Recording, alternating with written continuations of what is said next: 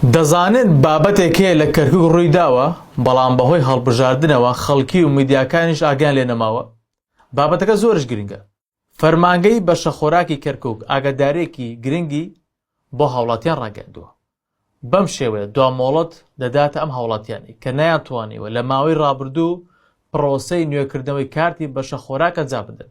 بۆیە لە 10/11/2025 ئەم ساڵەوە ماوەی 10 ڕۆژ پرۆسەکە نوێ دەکرێتەوە و ئەو کەسانەی کە نەیانتوانیوە ئەم پرۆسەی ئەنجام بدەن بە هەر هۆکارێک ببێت ئێستا کاتیان لە پێش ئەنجامی بدەن، چونکە لە دوای ئەم پرۆسەیە دووبارە پرۆسەیەکی نوێ دەست پێ دەکات.